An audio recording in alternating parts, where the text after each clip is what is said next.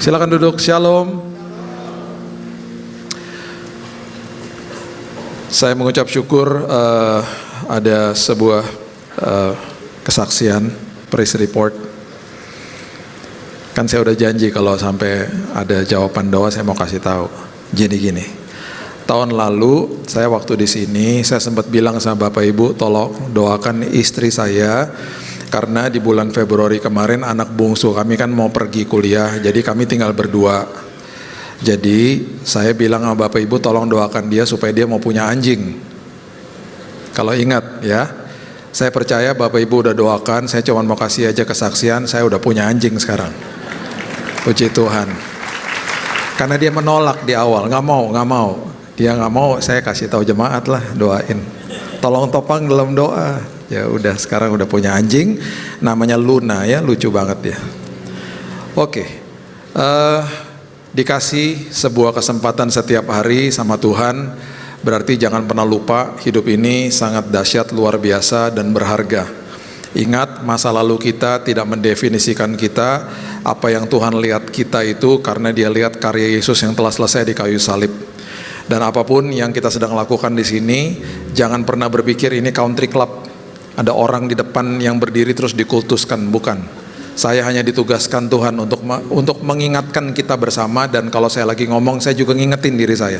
Saya sama seperti saudara, kita semua punya kuasa dan otoritas yang sama yang dikasih sama Tuhan.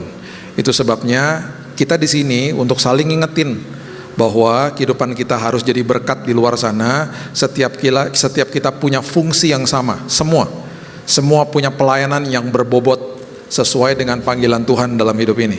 Jadi ingat, saya udah pernah katakan di tempat ini, nomor 1 Tuhan, nomor 2 keluarga, nomor 3 adalah apapun yang kau lakukan full time dalam hidupmu, itu adalah pelayananmu yang paling luar biasa. Jadi kalau ditanya pelayanannya apa, bilang saya pilot, saya lawyer, saya OB misalnya, saya teller bank, saya katakan apa yang kita lakukan full time. Karena dimanapun Tuhan tempatkan kita, disitulah Tuhan mau kita jadi berkat. Karena semua daripada kita diberikan zona kekuatan masing-masing, semua diberikan passion masing-masing, semua diberikan yang karunia, kreativitas, kepribadian yang unik-unik. Itulah sesuatu kesatuan yang akhirnya membangun sebuah tubuh Kristus namanya. Dan disitulah kita bergandengan tangan untuk memenangkan banyak jiwa di bumi ini. Ingat, hukuman dosa sudah dihapus di kayu salib. Hukuman dosa berarti maut. Namun hari ini masih ada kuasa dosa. Kuasa dosanya masih berseliweran karena iblisnya masih ada. Ya, itu pembahasan tersendiri. Nah, kenapa kuasa dosanya masih ada? Karena iblisnya masih ada. Namun, kuasa dosa pun sudah dipatahkan dan dilucuti di kayu salib. Iblis sudah dikalahkan. Nah, kalau kita setiap hari menggunakan otoritas dan kuasa yang Tuhan berikan dalam hidup kita, kita luput dari hal-hal seperti itu. Jangan pernah mau bersepakat dengan dia, karena dia setiap hari hanya memang mengganggu pikiran manusia. Itu sebabnya 1 Petrus 5 ayat 8 mengatakan dia hanya seperti singa yang mengaum-ngaum, mencari orang yang dapat ditelan. Berarti ada yang tidak dapat ditelan. Gunakan kuasa dan otoritasmu supaya kuasa dosa tidak menguasai dirimu. Itu kita harus mengerti perbedaan itu. Hukuman dosa sudah dihapus, kuasa dosanya masih ada karena iblisnya masih ada. Ya, nanti di satu kelak di proses kemuliaan dia akan dicampakkan ke dalam api neraka, karena neraka diciptakan buat dia, nggak pernah untuk manusia. Nah, kalau manusianya memilih untuk ikut dia, ya udah. Tapi neraka tidak pernah diciptakan untuk manusia. Itu sebabnya ketika nanti masuk ke dalam kekekalan di proses kemuliaan, ketika dia dicampakkan ke dalam api neraka, hadirat dia sudah tidak ada, hadirat kuasa dosa sudah tidak ada. Makanya di dalam kekekalan tidak akan ada lagi penyakit, tidak akan ada lagi duka dan air mata. Ya, dokter nggak laku, konselor nggak laku di sana. Semuanya hidup di dalam kemuliaan Tuhan. Nah, sekarang ini kalau sampai kuasa dosa masih ada, kita kadang-kadang nggak bisa kontrol hal-hal yang terjadi sama diri kita sendiri. Masih banyak kejahatan di luar sana, masih ada kriminal, masih ada penyakit, masih ada hal-hal seperti begitu. Itu semuanya dibiarkan terjadi dahulu sama Tuhan, untuk Tuhan memberikan kesempatan bagi orang-orang menerima dia sebagai juru selamat. Tuhan tidak pernah menciptakan manusia sebagai robot yang tidak dikasih perbandingan, karena manusia disuruh memilih. Kehidupan ini adalah pilihan, siapa yang kita mau ikut. Itu sebabnya dia dibiarkan ada, biar manusia kita ini bisa lihat, oh itu kejahatan, ini kebenaran. Kalau tidak, kita nggak punya pilihan, kita diciptakan seperti robot, dipaksa untuk mengasihi Tuhan. Tuhan nggak pernah paksa manusia. Tuhan tidak pernah yang namanya waktu perjalanan ke Emmaus, salah satu contohnya, dia berbuat seolah-olah ingin meneruskan perjalanan. Ketika diundang masuk ke dalam rumah salah satu murid itu, mereka dicelikkan matanya, mereka lihat Tuhan. Setiap kali manusia mengambil keputusan untuk menerima dia sebagai juru selamat, kebesaran Tuhan terjadi sama dirinya sendiri. Itu sebabnya kalau masih dikasih hari lepas hari, masih dikasih kesempatan sama Tuhan, masih hidup di dalam bumi ini, ingatkan diri kita, karena pergumulan kita yang paling berat itu adalah melawan diri sendiri. Iblisnya sudah dikalahkan, sekarang kita mau melawan diri kita sendiri. Apakah saya sepakat sama dia, saya terpengaruh dengan auman-aumannya dia, atau saya tetap teguh di dalam kebenaran firman Tuhan? Ada satu pribadi di dalam firman Tuhan yang sering bicara sama dirinya sendiri, namanya Daud. Dan kalau Bapak Ibu perhatikan kalimat-kalimat yang dia katakan, dia ngomong sama jiwanya sendiri, itu very profound, sangat-sangat dahsyat dan luar biasa. Bahkan beberapa dari ayat-ayat itu saya jadikan doa saya, karena jiwa saya ini, jiwa saudara, jiwa kita semuanya ini seringkali mengecoh kita. Itu sebabnya di kitab Yeremia dikatakan begini, coba lihat dulu ya, Yeremia pasal yang ke-17 ayat yang ke-9 mengatakan begini, betapa liciknya hati, lebih licik daripada segala sesuatu, hatinya sudah membatu, siapakah yang dapat mengetahuinya? Bayangin, hatinya membatu, kita nggak sadar kita begitu. Makanya di dalam kantor polisi ketika kriminal ditangkap, seorang melakukan kriminal ditangkap, dia katakan, saya kilaf Pak. Kalau nonton film Hollywood dikatakan, I don't know what I was doing, saya nggak ngerti, saya nggak sadar kenapa saya begitu. Karena seringkali manusia tidak sadar, emosinya mengecoh dia, bahkan menyesatkan dia. Makanya Daud ngomong terus sama jiwanya. Salah satu ayat yang luar biasa ada di Mazmur 103 ayat 1 dan 2 mengatakan begini, pujilah Tuhan hai jiwaku. Dia ngomong sama jiwanya, pujilah namanya yang kudus hai segenap batinku. Pujilah Tuhan hai jiwaku, dan janganlah lupakan segala kebaikannya. Nah, seringkali kalau kita lihat ayat-ayat seperti begini, kalau kita mulai praktekkan dalam hidup kita, mulai berpikir dengan pimpinan Roh Kudus, seringkali kita tidak lupakan kebaikannya ketika kebaikannya terjadi dalam konteks yang besar. Tapi seringkali kita lupa di dalam hal kecil dalam hidup kita. Kalau kita simpan di dalam lubuk hati kita apa yang Tuhan lakukan kecil-kecil dalam hidup ini, harusnya itu menjadi modal ketika saya berhadapan sama masalah saya yang besar. Kalau masalah kecil aja Tuhan perhatikan, apalagi yang besar. Tahun lalu di hari seperti begini, pulang dari ibadah sepanjang hari Minggu, udah malam, udah jam 8, setengah 7, jam 8 malam lah, di mobil sendirian. Saya ini suka minum air kelapa hijau yang dingin. Di mobil tiba-tiba gini, aduh air kelapa hijau dingin enak juga ya gitu. Sampai dekat rumah ada sih yang jualan, tapi saya udah malas, udah pengen pulang aja lah, udahlah. Nggak keinget juga bahwa bisa pesan online juga, udahlah, udah terlalu capek kali ya. Pulang sampai rumah copot sepatu, istri saya lagi nonton TV. Dia bilang gini, sayang tuh ada air kelapa hijau dingin di kulkas. Terus saya bilang gini, kok kamu tahu saya pengen air kelapa hijau? Dengan nyantai dia bilang gini, kan aku istri kamu. Celah, enggak beneran, aku pengen banget. Terus dia bilang, tadi siang aku beli, pulang gereja udah dibelah, udah dimasukin ke kulkas, udah dingin banget. Saya minum jam setengah 9 malam, hampir nangis saya. Saya bilang gini, Tuhan, air kelapa hijau aja Tuhan perhatiin, apalagi perkara besar. Jadi kalau sampai nanti ada hari-hari sulit dalam hidup saya akan ngomong gitu sama diri saya, hai jiwaku, ingat air kelapa hijau aja diingat sama Tuhan, apalagi perkara besar. Makanya Daud bilang, jangan lupakan kebaikannya, supaya itu jadi modal bagi diri kita untuk setiap hari bangun pagi bilang, Tuhan, kebaikan Tuhan gak pernah gagal buat saya. Kalau hal kecil aja Tuhan perhatikan. Itu sama seperti ketika Hagar kembali dan dia katakan bahwa dirinya itu diperhatikan sama Tuhan. Dia katakan, engkau adalah Allah El Roy, the one that sees me. Satu ayat lagi yang saya jadikan, bahkan ini saya jadikan ini doa saya setiap pagi. Ini yang Daud katakan di Mazmur 131 ayat yang kedua. Dia katakan begini, sesungguhnya aku telah menenangkan dan mendiamkan jiwaku. Kalau kita bisa sambungin lagi yang penuh sampah kadang-kadang. Dia katakan, aku menenangkan dan mendiamkan jiwaku. Aku gak mau sekedar hanya percaya-percaya sama perasaanku saja, karena seringkali perasaanku mengecoh aku. Makanya saya tidak setuju dan sangat tidak alkitabiah kalau kita katakan follow your heart. Gak ada orang yang namanya ikuti apa kata hatimu, enggak. Ikuti apa kata Roh Kudus di dalam hatimu. Karena seringkali apa kata hati kita itu mengecoh kita. Jadi itu sebabnya Daud ngomong sama jiwanya sendiri, aku telah menenangkan dan mendiamkan jiwaku dengan banyak suara yang berkecamuk di dalam sini. Terus dia kasih tahu lagi, seperti anak yang disapih berbaring dekat ibunya. Ya, seperti anak yang disapih jiwaku dalam diriku. Disapih itu artinya meninggalkan ketergantungan sama susu. Berarti Daud lagi ngomong sama dirinya begini, hei jiwaku, dewasa dong. Dewasa dong. Makanya saya bawelkan sama jemaat, saya selalu bilang ini, jangan anggap enteng firman Tuhan. Karena hanya dengan firman kita bisa hidup. Hanya dengan firman itu yang menopang hidup kita. Bahkan saya katakan berkali-kali, warisan yang kau bisa berikan yang paling hebat kepada anak-anakmu, firman Tuhan. Udah gak ada yang lain. Waktu anak saya yang pertama pergi jauh, saya tenang karena dia sudah pegang firman Tuhan. Karena kita mesbah keluarga dari mereka masih kecil. Kemarin bulan lalu yang bungsu pergi, kami mengalami momen atau musim yang berubah. Setelah sekian tahun ini anak udah mau 19 tahun.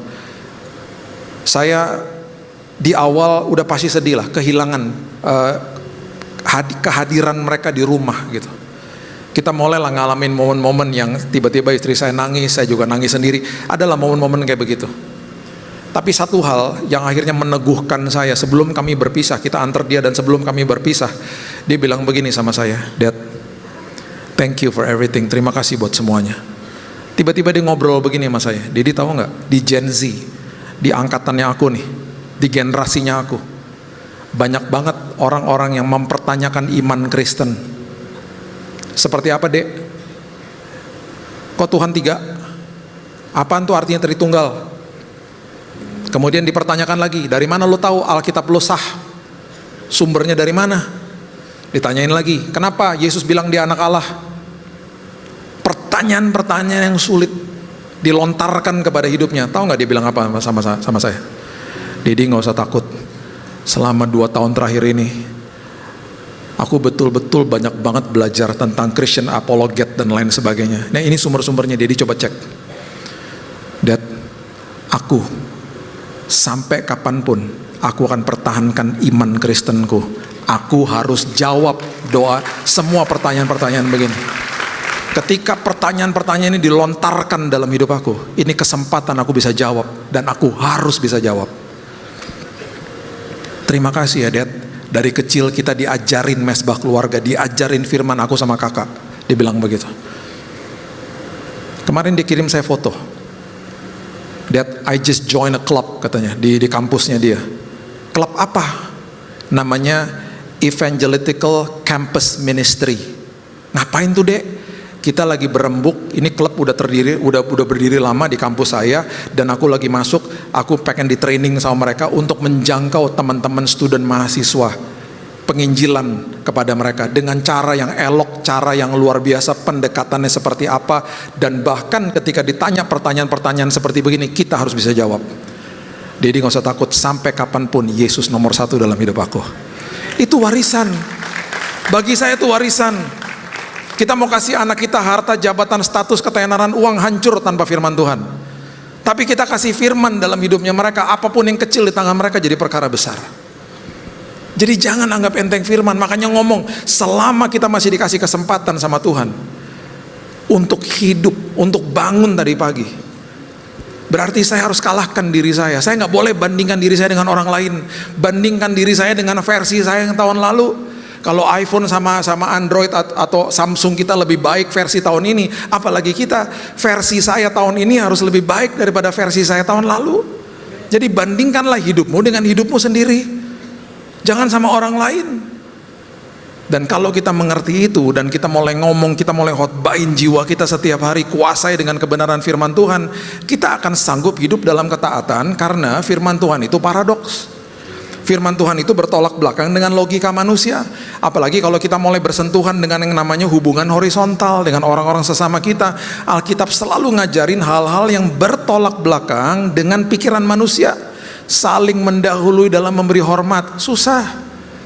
Papasan sama orang yang nggak setuju sama kita harus nyapa duluan dengan resiko kita dibuangin muka sama dia. Bisa terjadi. Saling mengasihi bukan sama seperti kasih dia kepada saya, tapi saling mengasihi sama seperti Kristus telah mengasihi saya. Itu hal-hal yang nggak mudah.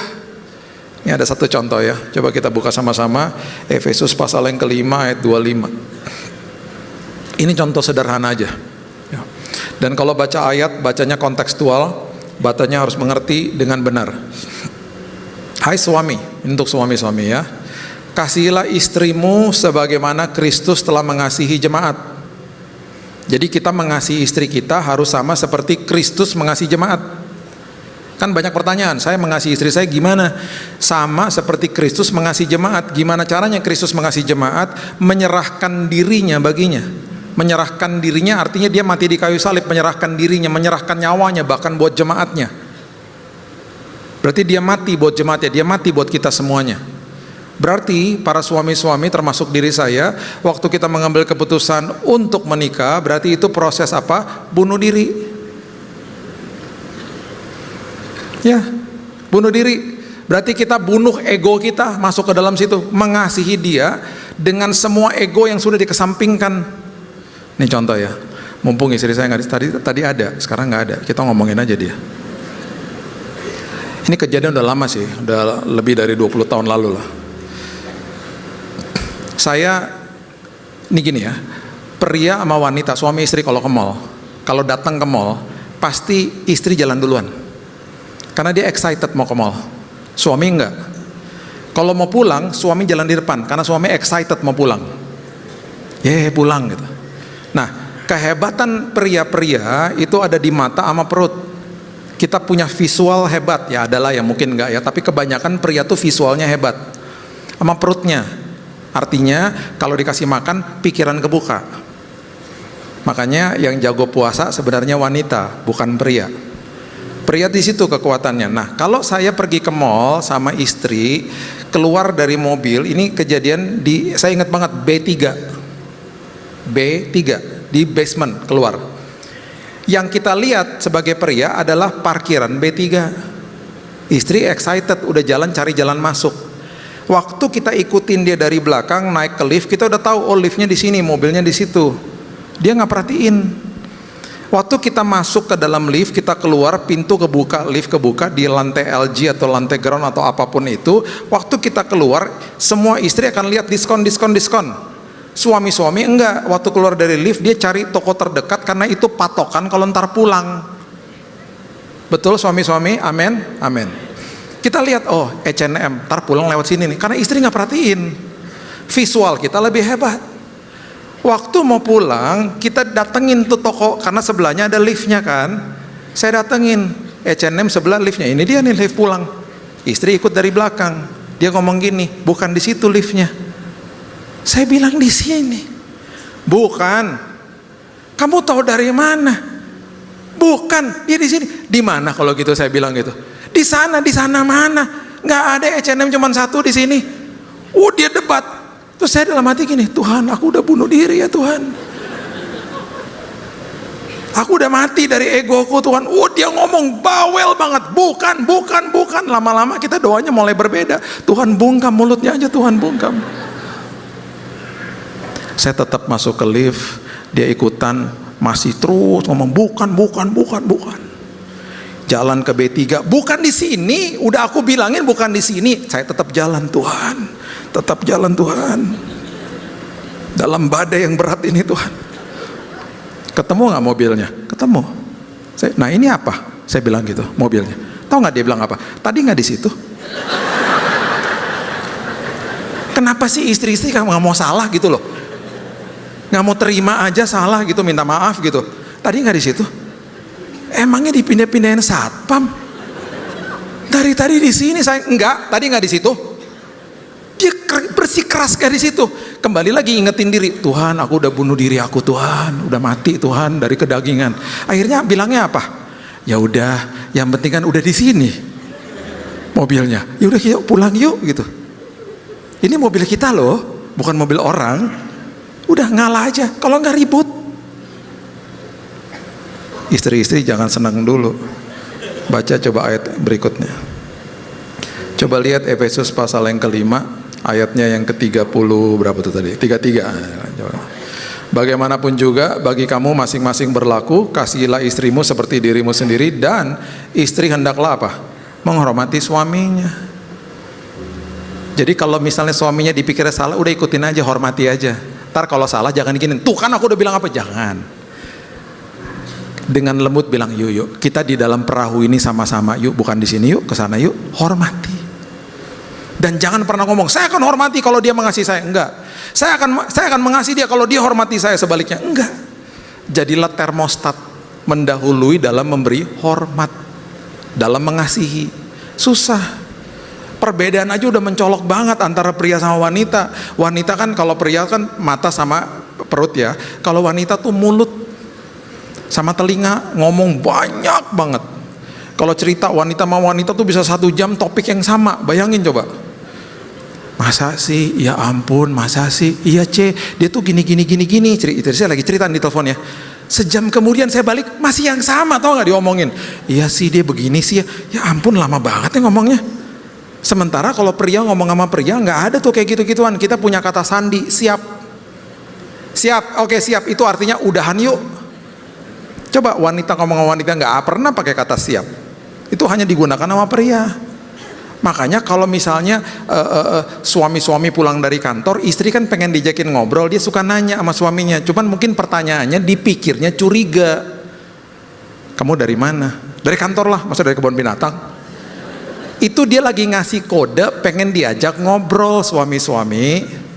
Saya makan siang sama hamba Tuhan. Setiap kali istrinya ngomong gini, lama-lama istrinya ngomong sendiri di meja makan. Kan dia membutuhkan ribuan kota kata-kata kan. Saya pikir dia bahasa roh. Dia ngomong sendiri istrinya. Kasihan. Ini jam 1. Ini pulang dari sini kan mau makan siang. Suami-suami pasti duluan ke mobil. Istri-istri yang nggak pernah diajak ngobrol nyangkut di pintu ketemu temennya. Lo apa kabar C? Yuk ngobrol di situ. Suami-suami nanti kalau terjadi kayak begitu jangan kirim anak wanita panggil mamanya. Karena dia wanita juga, dia akan panggil mami, papi, tante apa kabar? Dia ngobrol juga. Kirim pasukan Kopassus. Siapa? Anak pria. Karena dia lapar juga. Mami, papi lapar, aku juga lapar. Tante goodbye, sampai minggu depan. Ayo mami, ayo. Udah beres. Itu dari itu aja udah perbedaannya mencolok banget. Nah kalau kita nggak belajar seperti begini, paradoks. Jadi kebodohan. Makanya 1 Korintus 2:14, firman yang tidak dimengerti jadi kebodohan. Ini hal-hal kayak begini, hidup kita ini bukan punya kita loh. Ingatkan diri kita sendiri.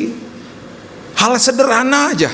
Hal sederhana, saya kalau naik pesawat ya, kan 3 bangku ya. Itu kita kalau mau keluar dari barisan kita susah kan? Saya selalu duduknya tuh ya di belakangnya emergency, atau kan di emergency lah biasanya. Itu mau keluar aja susah, itu udah kayak air bah dari belakang orang, brrrr, gitu. Sampai satu hari ada ibu-ibu di situ mau keluar, dia ngeliatin kopernya, dia ngeliatin ke belakang. Ini orang nggak ada yang kasih jalan. Etika di dalam pesawat misalnya, namanya mementingkan kepentingan orang lain. Barisan kita waktu keluar, kita harus mementingkan orang di depan kita keluar duluan. Jangan seradak seruduk, itu namanya belajar ngantre, belajar sopan. Makanya banyak orang-orang di gereja amen amen amen, ayo jadi berkat amen amen, dalam hal-hal sederhana udah gak mikirin orang lain. Saya mengorbankan diri saya begini, ketabrak sama di belakang. Untung udah bertobat. Mas bentar ya mas, sabar ya mas, ayo tante silahkan, mau dibantuin nggak? Gak usah pak, makasih ya. Dia jalannya lambat, ya udah biarin aja, dia harus keluar duluan. Kemarin pas bulan Desember pergi ke 15 kota, untung istri saya ikut, duduk di tengah. Saya bilang, sayang, kamu yang menghalau masa ya, kan badan kamu tebal, kamu berdiri, saya ngambilin koper 2, saya duduknya di window soalnya. Itu kayak gitu-gitu tuh, susah banget diatur. Makanya Lukas 14 ayat 12 bilang begini, Lukas 14 ayat 12. Yesus berkata juga kepada orang yang mengundang dia, apabila engkau mengadakan perjamuan siang malam, janganlah engkau mengundang sahabat-sahabatmu, saudara-saudaramu, kaum keluarga tetanggamu yang kaya, karena mereka akan membalas dengan mengundang engkau pula, dan dengan demikian engkau mendapat balasnya. Apabila engkau mengadakan perjamuan, undanglah orang-orang miskin, cacat, lumpuh, dan buta. Engkau akan berbahagia. Kenapa engkau berbahagia? Karena mereka tidak punya apa-apa untuk membalasnya kepadamu. Jangan dibacanya letterlock ya, ini hanya kiasan. Kalau berbuat baik, jangan berharap dibales. Udah, kasih dengan ikhlas, kasih dengan segenap hidup kita, karena hidup kita harus jadi kado buat orang lain. Udah, hidup kita dibuat berbahagia. Itu aja setiap hari. Bahkan sama orang yang menyakiti kita, kita memberikan kasih, dia nggak bisa balas, kita dibuat berbahagia. Itu berlaku juga bagi prinsip-prinsip hidup seperti begitu. Saya punya mbak kerja di rumah, 26 tahun kerja sama saya, seusia anak saya yang pertama. 26 years mengabdikan dirinya. Kita udah umrohin dia beberapa kali. Bisa balas? Nggak bisa. Hati kita dibuat berbahagia. Rumahnya kita renovasi di kampung. Dia kalau udah mudik nih kayak begini nih, kita nggak pernah tanya mau pulangnya kapan, karena sebulan baru balik. Tiba-tiba main pulang aja gitu. Udah kayak keluarga lah. Saya pun sedih lihat dia harus berpisah sama kedua anak kami, karena saya lihat bagaimana dia mengasuh mereka luar biasa. Cuman dia galak sama saya. Dulu waktu anak-anak masih kecil, saya bawa mereka pergi misalnya, ya hari sekolah nih, masih kecil anak-anak 2 di mobil nih ya, hari sekolah, besok sekolah, dan anak-anak gak tidur siang. Dia tahu karena dia yang ngurusin juga kan. Saya ditelepon sama dia. Biasanya kalau mbak telepon majikan itu biasanya ngomongnya apa? Permisi pak, selamat malam pak. Oh dia nggak ada. Setengah 10 malam belum pulang, ditelepon. Posisi di mana? Emangnya gue Grab posisi di mana? Kenapa sih mbak? Itu anak-anak gak tidur siang. Besok kan sekolah, gimana sih anak-anak dibawa-bawa aja, krek ditaruh teleponnya. Anak-anak gue juga kenapa lo yang sewot? Cuman saya jadi ketawa, saya jadi udah biasa lah. Saya tahu betapa sayangnya dia sama tuh anak-anak. Berapa minggu lalu ya, saya udah bilang, saya kan ke Surabaya, saya setiap bulan kan ke Surabaya. Saya udah bilang, mbak, hari Minggu malam saya pulang, nggak usah disiapin makanan ya. Saya nyampe airport udah telat banget, sampai rumah udah telat banget. Udah, saya udah pasti udah makan, ya udah. Tungguin aja ntar saya telepon kalau sampai rumah.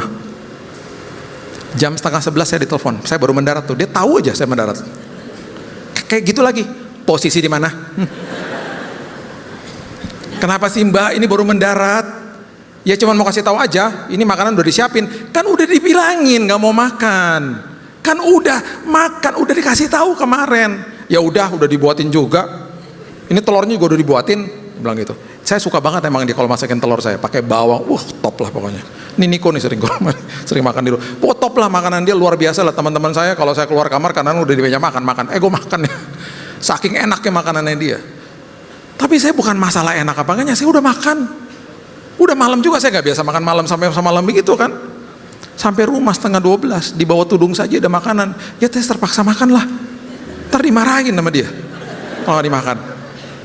Jadi makannya agak terpaksa gitu loh. Aduh, ini makanan lagi. Terus dia keluar dari kamar. Enak gak? Lu galak amat sih ah. Itu kayak gitu tuh di rumah tuh. Cuman we love her. Udah kayak keluarga. Nah biasanya yang satunya lagi yang kerja sama kita, itu biasanya bisa sampai 15 tahun. Ya pernah juga 20 tahun. Nanti kalau udah masanya dia mau menikah, dia menikah. Nah dulu nih awal tahun 2000, datang ke rumah.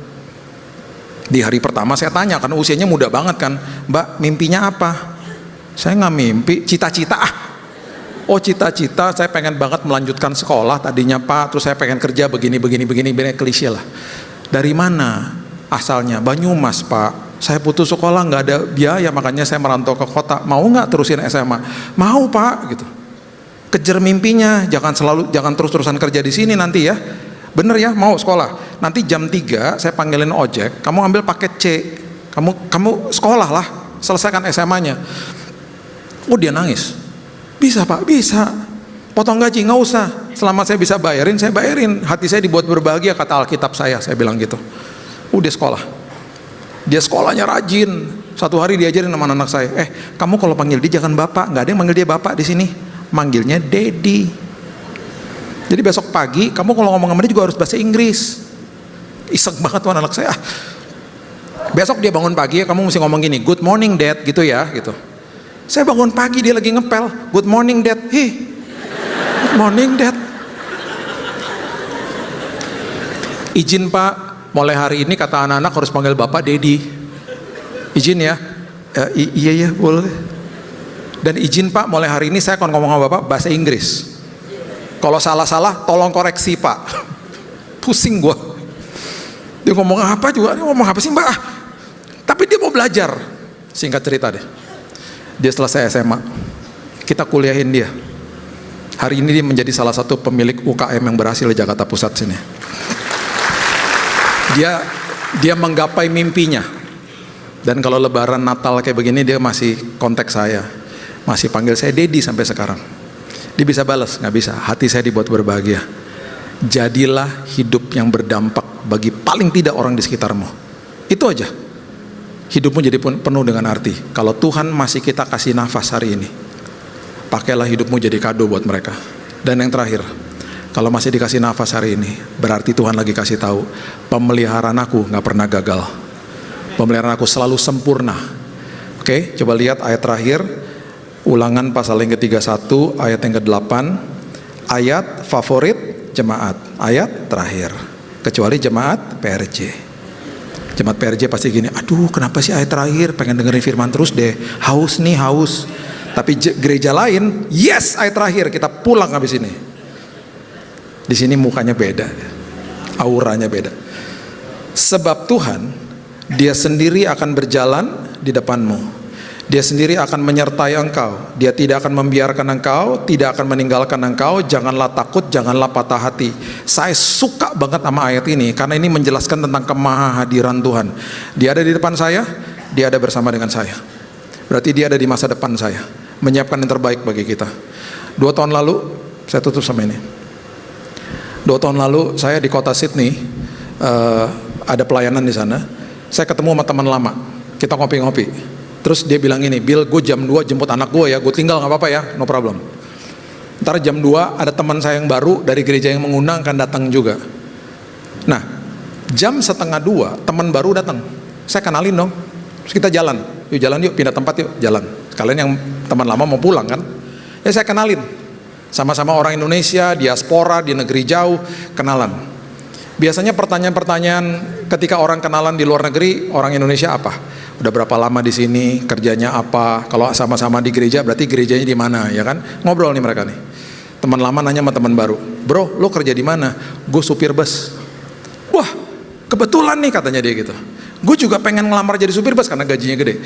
Gue pengen banget tuh jadi supir bus. Gimana caranya? Udah lewat gue aja. Gue senior di situ. Ntar gue kasih lamaran lo sama HRD. Oh thank you ya gitu. Udah ngobrol depan saya nih lagi jalan. Terus teman lama nanya sama teman baru nanya sama teman lama, anak lu berapa bro? Anak gue 5. Saya cowal teman lama saya, banyak juga anak lu ya gitu. Teman lama nanya sama teman baru, anak lu berapa? Gue lagi program, doain ya, semoga istri gue bisa cepat hamil, lagi program sama dokter. Cuman doain juga, dokternya susah banget ketemunya, waiting list kata gitu. Terus teman lama nanya, emangnya siapa nama dokternya? Disebutlah namanya. Teman lama bilang begini, itu mah ipar gua dokternya. Udah lo kasih aja WhatsApp sama gua, minggu depan lo ketemu sama dia, nggak usah waiting listan. Ini kan kejadian di depan saya. Saya bilang gini, guys, kalau tadi lo datang jam 2 atau lebih, nggak ketemu lo sama dia. Lo datang jam 1:30, Tuhan pertemukan kalian. Yang mau jadi supir bus ketemu sama supir bus, yang perlu dokter ketemu sama iparnya. Saya bilang ini hal sederhana, hal yang sangat sederhana sekali, tapi disinilah Tuhan yang kasih tahu sama kita. Tuhan berjalan di depan kita, Dia mempertemukan kita dengan orang yang tepat, dengan kesempatan yang tepat, dibawa ke tujuan yang tepat sama Tuhan. Kemarin bulan Februari kami kesana lagi karena antar anak kami, dan mereka udah jadi temenan kan, udah temenan nih. Lagi dinner malam-malam. Temen yang waktu 2 tahun lalu mau program punya anak datang ke saya, peluk saya. Bill, thank you buat semua doa-doanya. Istri gue udah hamil. 4 bulan lagi dia melahirkan. Wow, Tuhan dahsyat ya. Tuhan luar biasa. Itu Tuhan. Dia punya rencana dan rancangan hebat bagi setiap kita. Sekali lagi, kalau masih dikasih nafas hidup, menanglah atas dirimu. Khotbahin dirimu dengan firman Tuhan. Ingatkan dirimu dengan firman Tuhan. Ingetin jiwamu dengan firman Tuhan. Dan selama kasih di nafas hidup, jadilah berkat buat orang di sekitarmu. Kasih tidak mementingkan diri sendiri. Kasih adalah selalu menempatkan orang nomor satu dalam hidup kita, bukan diri kita. Dan Alkitab katakan orang itu gak bisa balas, kita dibuat berbahagia. Dan yang terakhir, selama dikasih nafas hidup, penyertaan Tuhan gak pernah gagal. Saya berdoa semua kita, masih 10 bulan lagi nih ke depan, baru 2 bulan kita lewatin, semua ngalami Tuhan. Dan semua penuh dengan kesaksian nanti di ujung tahun ini, karena ngalami Yesus. Amin. Berikan tepuk tangan kita untuk Tuhan kita. Bapak yang baik, terima kasih buat hari ini, ngucap syukur buat kebaikan Tuhan. Terima kasih buat nafas hidup, terima kasih buat kesempatan demi kesempatan. Kami gak mau sia-siakan Tuhan. Kami mesrahkan hidup kami dalam tangan Tuhan. Kami percaya bahwa jiwa kami yang sering kali mengecoh kami, akan kami khotbahin sama firman. Akan kami ambil keputusan untuk biar firman itu menguasai diri kami, bukan emosi kami menguasai kami. Dan kami juga Tuhan, selama dikasih nafas hidup, kami mau jadi berkat buat istri, suami, anak, orang tua, orang-orang di terdekat sekitar kami, siapapun yang Tuhan kirim dalam hidup kami. Tuhan pasti punya maksud yang indah. Itu sebabnya juga kami percaya bahwa masa depan kami Tuhan tanggung penuh, keluarga kami Tuhan pelihara. Aku berdoa Tuhan, yang sedang sakit hari ini Tuhan sembuhkan dalam nama Yesus. Mereka menerima pemulihan dari Tuhan. Dan aku percaya kalau ada hubungan-hubungan yang hancur, yang retak, hari ini juga Tuhan kami serahkan dalam tangan Tuhan. Kami lepaskan pengampunan, dan kami percaya pemulihan terjadi satu demi satu. Terima kasih Bapak yang baik, masih ada 10 bulan lagi kami harus lewati. Kami percaya semua di depan kami sudah Tuhan atur dan Tuhan sediakan yang terbaik bagi anak-anak-Mu. Kami serahkan hidup kami dan masa depan kami hanya di dalam nama Tuhan Yesus kami berdoa dan mengucap syukur. Kita sama-sama katakan amin. God bless you.